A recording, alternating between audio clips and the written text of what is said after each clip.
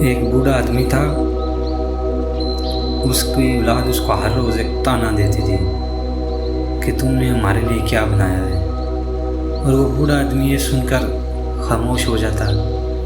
اگلی صبح پھر ہوتی، اس بحث کو لے کر بچے اپنے بوڑھے باپ سے کا جینا آرام کرتے اور پھر بھی یہی بات دہراتے کہ تم نے ہمارے لیے کیا کیا ہے۔ بیچارہ بوڑھا صبر کے ساتھ اپنی اولاد کے اس تانے کو سہتا بھی، سنتا بھی، لیکن خاموش ہو جاتا۔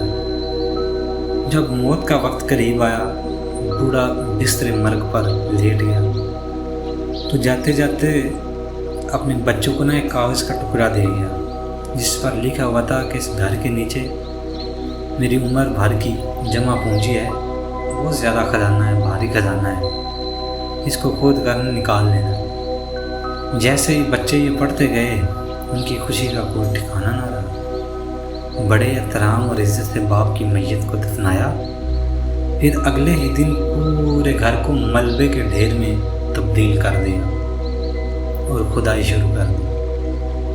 کھدائی کرتے ان کی نظر ایک چھوٹے سے صندوق پر پڑی جسے کھولا گیا۔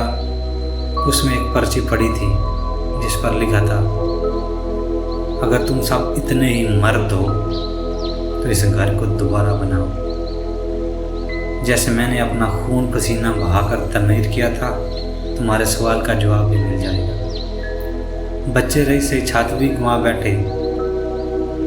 آج کل کے جو ہم نوجوان ہیں نا، ماں باپ کی خدمت گزار ہونا دور کی بات، لیکن ان کے ساتھ یہ سوال ضرور کرتے ہیں، پوچھتے ضرور ہیں کہ آپ نے ہمارے لیے کیا کیا ہے، آپ نے ہمارے لیے کیا بنایا ہے۔ جنہوں نے بنایا وہ بھی اذیت میں جی رہے ہیں۔ سچ پوچھے تو ایسی اولادوں کے ساتھ نا ایسا ہی ہونا چاہیے جیسا بابا جی نے کیا۔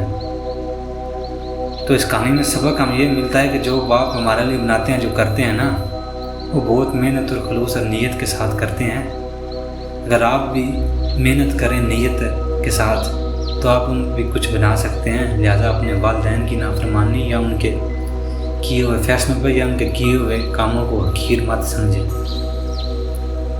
ان کی عزت کریں، احترام کریں۔ اللہ تعالیٰ آپ کو کاموں میں برکت ڈالے گا۔